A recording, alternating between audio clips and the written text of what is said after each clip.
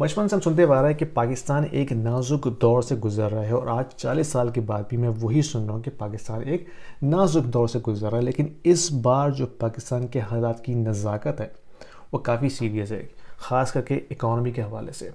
और आज जो मैं इस वीडियो में आपसे बात करूँगा वो मैं पाकिस्तान की जो इकोनॉमिक सिचुएशन है उसके हवाले से हम डिस्कस करेंगे। वो कौन से फैक्टर्स हैं जिसकी वजह से पाकिस्तान इस कदर वर्स्ट इकोनॉमिक सिचुएशन में आ गया कि वो डिफ़ॉल्ट होने लगा है, और जो आउटलुक है वो क्या नज़र आता है हमें फ्यूचर के हवाले से। तो आज हम इन तमाम चीज़ों पर बात करेंगे। Stay tuned till the end.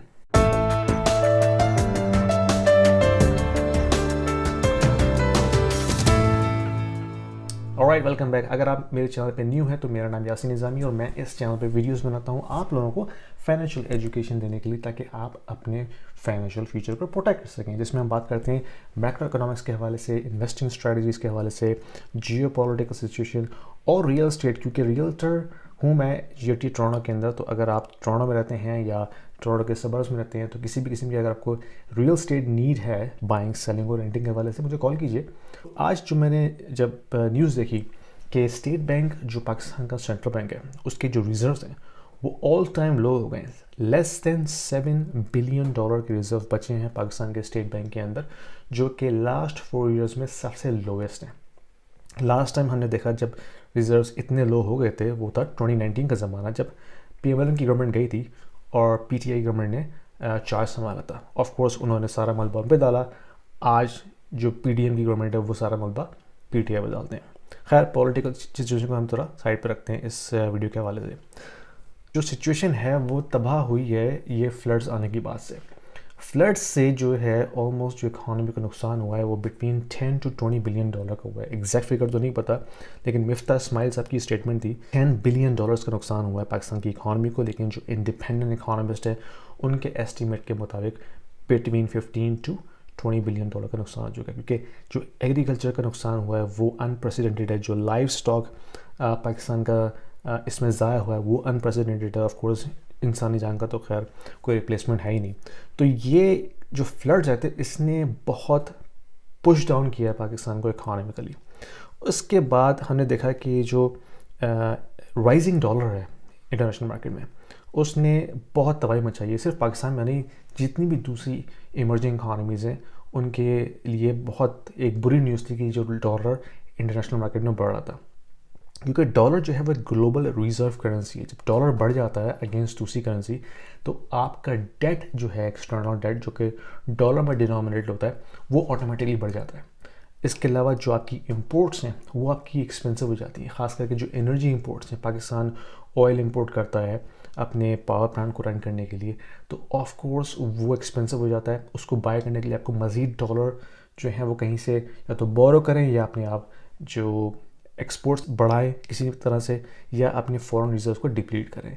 ये एक मेजर प्रॉब्लम है पाकिस्तान का, जिसकी वजह से जो पाकिस्तान के फॉरेन रिजर्व्स हैं वो डिप्लीट हो रहे हैं। क्योंकि एक्सपोर्ट्स तो इतनी ज़्यादा है नहीं, ठीक है, और इम्पोर्ट्स की वजह से जो डॉलर है वो आउटफ्लो हो रहा है, और इतना डॉलर हमारे पास नहीं है कि हम अपनी इम्पोर्ट्स को भी कवर कर सकें और अपनी करेंसी को भी स्टेबल कर सकें। तो यही वजह है करेंसी पे इतना प्रेशर आने का कि जो फॉरेन रिजर्व्स हैं वो डिप्लीट हो रहे हैं, एक्सपोर्ट्स बढ़ नहीं रही, और जो बचा कुचा फॉरेन रिजर्व्स है वो इंपोर्ट के ज़रिए बाहर जा रहा है। तो अब पाकिस्तान के पास सिचुएशन है कि पाकिस्तान जो फ्रेंडली कंट्रीज़ हैं उनसे किसी तरह एड मांग रहा है, चाहे वो सऊदीज़ हों या चाइना हो। अभी recently Asian infrastructure investment bank ने $500 मिलियन की इनको लोन दिया है लास्ट वीक। कुछ बातचीत चल रही है कि सऊदीज़ के साथ के तकरीबन $4.2 बिलियन सऊदी से वो किसी तरह लेकर आए। साथ ही साथ IMF का जो बेल आउट प्रोग्राम था, जो कि हमने सितंबर में सुना था कि इनको मज़ीद $1 बिलियन IMF से मिल रहा है। याद रहे कि IMF ने जो ओरिजिनल पैकेज इनका अनाउंस किया था वो किया था 2019 में PTI की हुकूमत के दौरान, जब उन्होंने टोटल $6 बिलियन का पैकेज अनाउंस किया था। फिर वो बीच में वो स्टॉल हो गया क्योंकि ऑफ कोर्स जो IMF के टारगेट्स थे, कोई भी चीज़ स्ट्रिंग्स अटैच के बगैर तो नहीं आती ना, तो IMF के टारगेट्स थे वो पूरे नहीं हुए, जिसकी वजह से IMF ने वो पेमेंट्स रोक दी।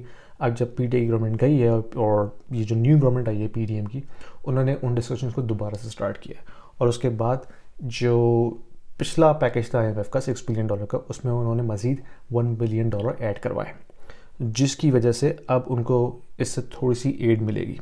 लेकिन ऑफ कोर्स वो डिस्कशंस अभी भी चल रहे हैं IMF के साथ।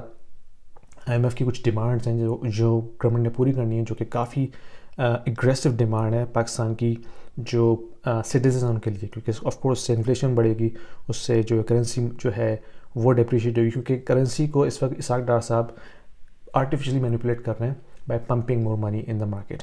ठीक है, तो IMF तो ये नहीं चाहता, तो उसकी वजह से ऑफ कोर्स करेंसी जो है वो हिट लेगी और इन्फ्लेशन हाई होने का ख़तरा है मज़ीद।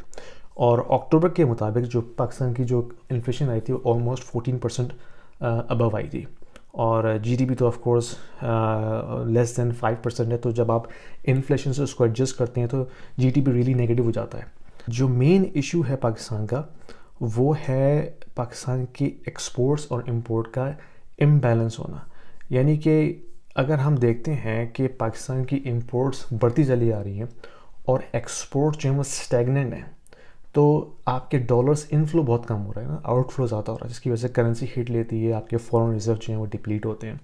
और फिर रिसेंटली गवर्नमेंट ने कुछ क्रैकडाउन किए हैं इंपोर्ट्स के ऊपर, लेकिन उन्होंने उन चीज़ों को भी इसमें इंक्लूड कर दिया जो कि आपकी इंडस्ट्री के लिए ज़रूरी है। फॉर एग्ज़ाम्पल जो इंडस मोटर है, जो कि ऑफ कोर्स टोयोटा के कार मेकर हैं पाकिस्तान में, उन्होंने भी रिसेंटली 10 दिन के लिए अपना प्लांट बंद कर दिया। वो क्यों? क्योंकि उनके पास सफिशिएंट इन्वेंट्री नहीं थी पार्ट्स की, रॉ मटेरियल की, कि वो अपना प्रोडक्शन कंटिन्यू ऑपरेशन में रख सकें। तो गवर्नमेंट को ये चाहिए कि एटलीस्ट उन चीज़ों को इंपोर्ट बैन से हटा दें जो आपकी इंडस्ट्री के लिए ज़रूरी हैं, ख़ास करके रॉ मटेरियल जो है और इंडस्ट्रियल इक्विपमेंट जो है वो आपकी इंडस्ट्री की बैकबोन है। अगर आप उसको इंपोर्ट बैन में लेंगे तो of course you are going to crush your own industry. Import को तो ज़्यादा सी बातें कंट्रोल करना पड़ेगा, क्योंकि अगर आप इंपोर्ट बेलगाम छोड़ देंगे, आपका सारा का सारा कैपिटल है फॉरेन रिजर्व वो आउटफ्लो होना शुरू हो जाएगा। और साथ ही साथ कुछ कंट्री जो कॉरपोरेशन हैं जिन्होंने एक्सटर्नल डेट लिया हुआ था, तो वो अपनी उन डेट्स के ऊपर डिविडेंड पे नहीं कर सके या इंटरेस्ट पे नहीं कर सके, क्योंकि फॉरेन कैपिटल के ऊपर भी काफ़ी क्रैकडाउन हुआ रिसेंटली। तो ये चीज़ें होंगी क्योंकि IMF जो है वो स्ट्रिक्ट कंडीशन लगाएगा कंट्री की जो सिचुएशन है उसको बेहतर करने के लिए। तो उसमें अनफॉर्चुनेटली इन दी एंड जो कॉमन पाकिस्तानी है वो बेचारा अपनी जेब से इसकी कॉस्ट पे करेगा, in the form of inflation, in the form of taxes, and in the form of banning some import material in order to rise export। और एक्सपोर्ट बढ़ाने का जो तरीका होता है वो रातों रातों नहीं होता, इट टेक्स टाइम। तो जो शॉर्टकट है वो ये है कि इंपोर्ट को आप बैन करें, ठीक है, और आप टैक्सेस बढ़ाएं, अपने रेवेन्यूज़ बढ़ाएं, और किसी तरह करेंसी को जो है वो बैलेंस करें ताकि इन्फ्लेशन जो है वो कंट्रोल में आए। इन तमाम चीज़ों के लिए लॉन्ग टर्म प्लानिंग की बहुत ज़रूरी है, जो कि पाकिस्तान में लैग करती है। यानी कि लॉन्ग टर्म प्लानिंग कौन करेगा जब आपके पास पॉलिटिकल सिचुएशन ही अनस्टेबल हो। तो एक स्टेबल पॉलिटिकल इन्वायरमेंट की बहुत ज़रूरत है, जिसके बाद जो भी लीडरशिप आए वो आके ऐसे रिफॉर्म्स करे जिससे लॉन्ग टर्म इकोनॉमिक फ़ायदा हो पाकिस्तान को, जो अनफॉर्चुनेटली अभी लाइन ऑफ साइट में बिल्कुल भी नहीं है। ये जो पॉलिटिकल क्राइसिस इस वक्त चल रहा है, this is not going to help Pakistan in any case, in any shape और फॉर्म। तो अनफॉर्चुनेटली मैं ख़ुद पाकिस्तानी हूँ, रहता नहीं हूँ पाकिस्तान में, लेकिन ऑफ कोर्स हूँ तो पाकिस्तानी। तो दुख होता है देख के कि जो पाकिस्तान की सिचुएशन है वो काफ़ी डिटेरियोरेट हो रही है ओवर टाइम इकोनॉमिकली, और जो कौम जो नेशन इकोनॉमिकली सस्टेन नहीं कर पाती, that is not going to stand against anybody और any catastrophe, God forbid if something happen in the future. तो this is the message, this is the video that I wanted to share with you. आपको क्या लगता है? अपनी राय का इज़हार कीजिए, अपनी ओपिनियन शेयर कीजिए कमेंट्स में। मैंने हो सकता है बहुत सारी पॉइंट्स मिस भी किए हों, तो प्लीज़ अपनी राय का इज़हार कीजिए कमेंट्स में डाल के, and then I will see you in my next video. ठीक है।